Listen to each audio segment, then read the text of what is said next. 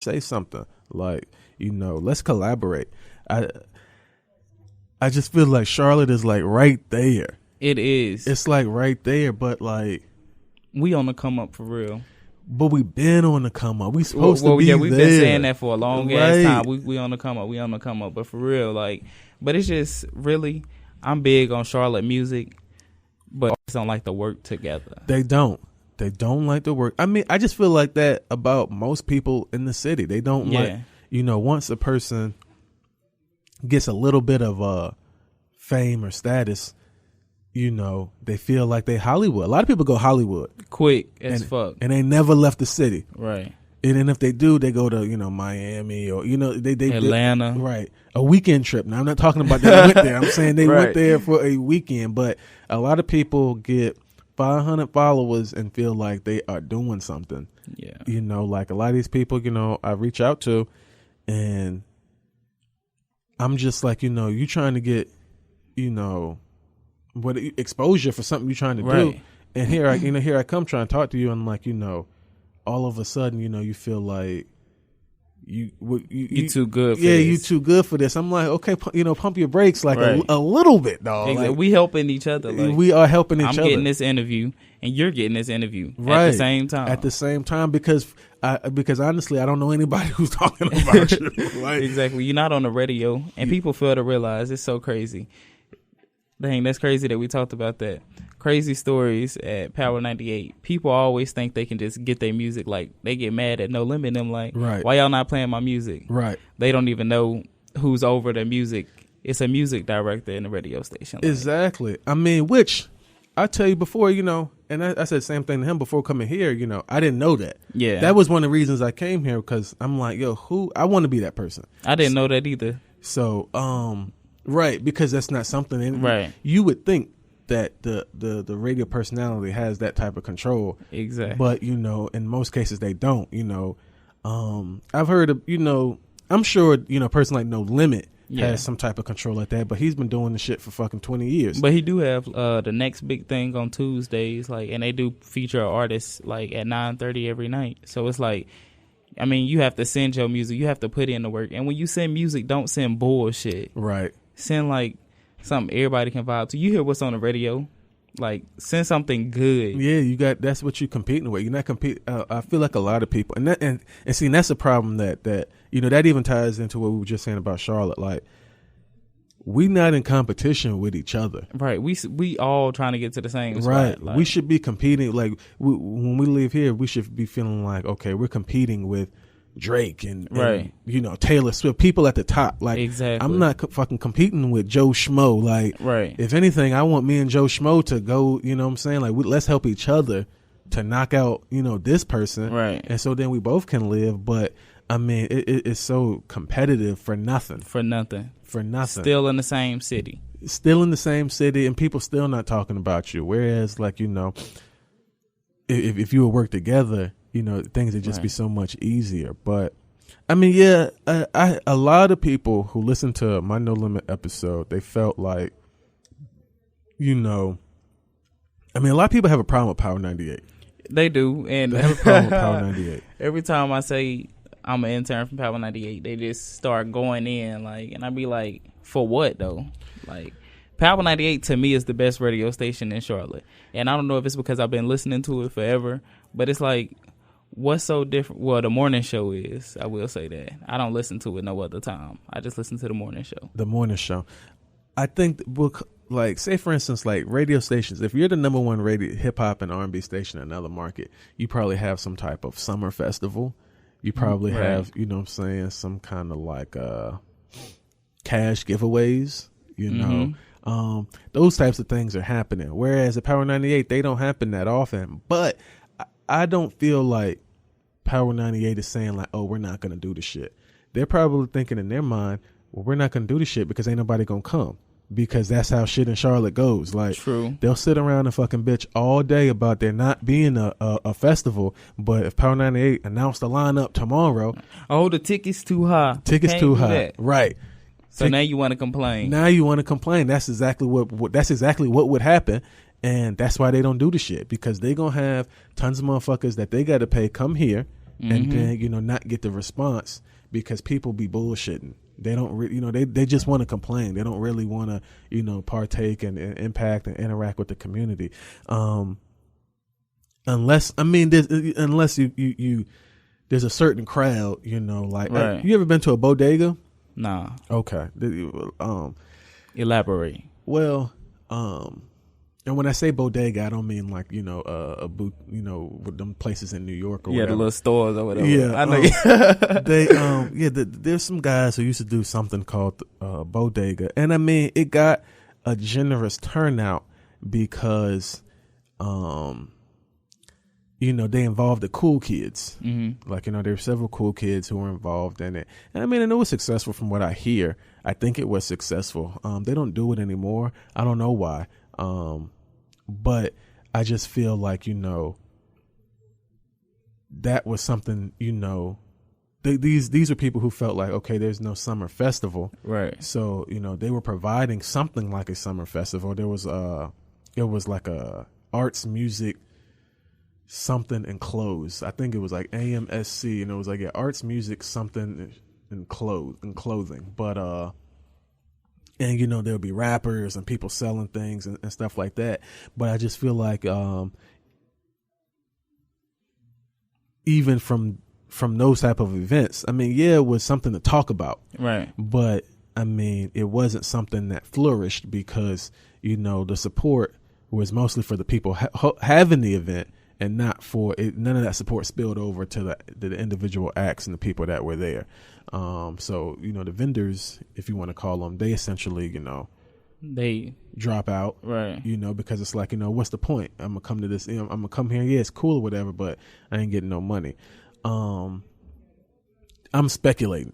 I'm just basically going off of why you would not be having a successful event anymore.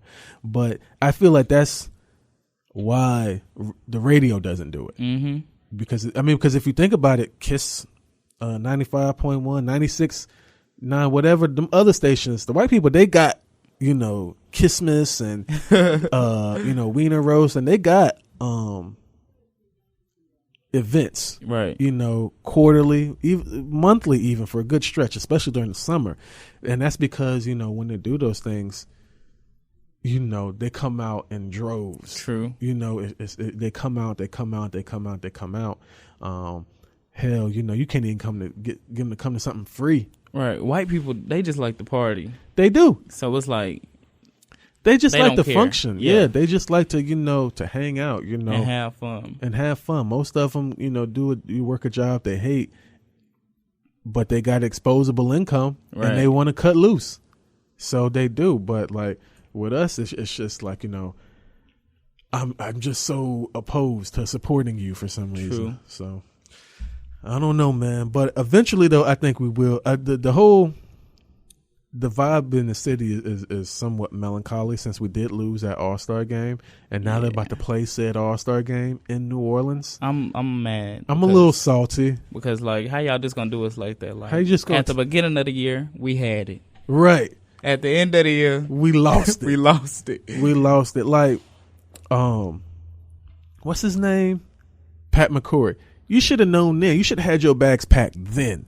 Like, all this silly shit you was doing when you lost the like the HB2 shit, you probably should have had like been thinking like, I'm in trouble. Right. But once that All-Star shit was gone, you should have packed up. Nobody was voting for you. Yeah. Like, my nigga, you just took All-Star. You just like, and the only reason it was even close was because of people going into the ballot and voting straight Republican. They probably wasn't even thinking like, fuck, I voted for I meant to vote for Trump, but I did not mean to vote for you, dog. Like, I don't know anybody like who was fucking with Pat McCrory. Like, bruh, get out. Yeah, after that it was just over. Yeah, it's over. We want you gone. Like, you lost us so much money. Like, that was like, we was finna be super lit. I feel like we would have been on after that. We would have. Like, do you know how many events would have happened? Right.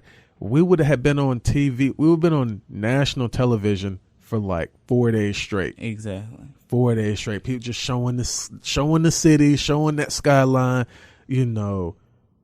so many celebrities would have been here. People would have come here and been like, "Oh, it's nice here." A lot of shit would have went down. A lot of shit. 2018 would have been a huge year for the city if we had that game. But now it's just like we got to see. However, there's still hope though that we get, because they weren't supposed to do it in New Orleans until 2019.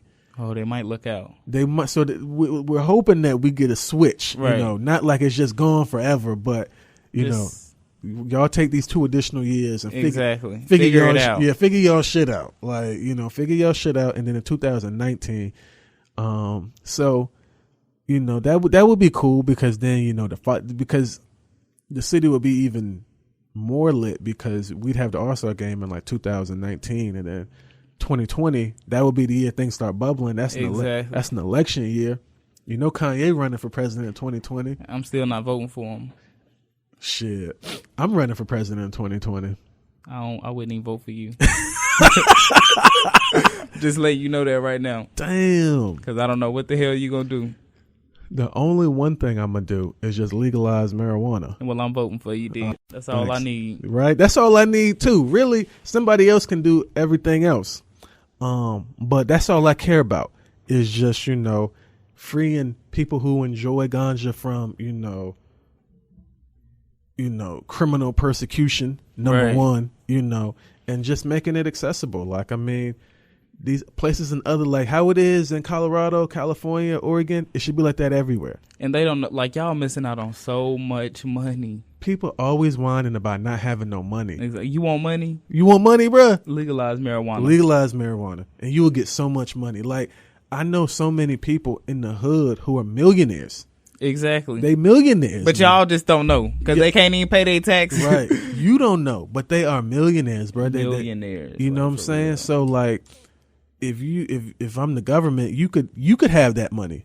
Exactly. You could have that money and do with it what you want to do with it, instead of some dangerous, gangbanger having it. Like, you could take the money from them, but they don't care about that. They rather, they just want that gangbanger so bad. That's what it is. Like, nah, fuck that. We want him so bad, so we gonna, continue to persecute him and anybody who associates with him, man. And you technically don't have to be a gangbanger to sell weed. Like, you don't, but that's how you're labeled. Yeah, that's what they look at it as. Yeah, that's what they look at it as. But I mean, like, no, that shit, like, and it's so crazy because, like, it's helping motherfuckers. Mm-hmm. That's not only is it fun to enjoy, but, like, people with seizures and, like, chronic back pain and shit like that, like, it helps them. Instead of getting some expensive ass surgery or medication they can't afford, this shit, it'd be saving their life. But that's taking away money from the doctors. That's how they see it. I mean, shit, hell, the doctors in Colorado seem well paid. Right. I mean, people still getting shot. Need the doctor, but people still getting shot. People still gotta go to the hospital. Like, I don't think that's taking no money away from doctors. I don't think so, but that's just me. But when I run, that's my platform. No, true, that's my platform. And I feel like, because when. Basically, when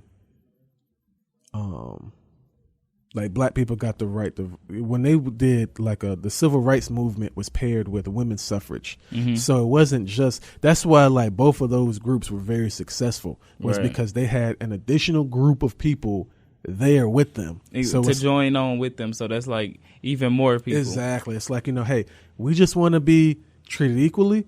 And it sounds like y'all kind of want the same thing. Right. So let's join forces. Both of us get treated equally, both groups, and then we all win. Exactly. And then, so, you got an additional source of people. So my platform was to basically legalize, marijuana, but also gay marriage. And I feel like, because you remember, they just legalized gay marriage out the blue. Out the blue. I feel like they did that. But we can't even smoke weed. Right. I feel like they did that specifically so that those two people wouldn't meet up. They was like, hey, you know what? This seems like this. Oh shit, this seems very familiar. Like, these two groups is going to link up and both get what they want, where we can, cut the support for, because now gay people are like, well, shit, I got what I want. Right. Like, I'ma still smoke.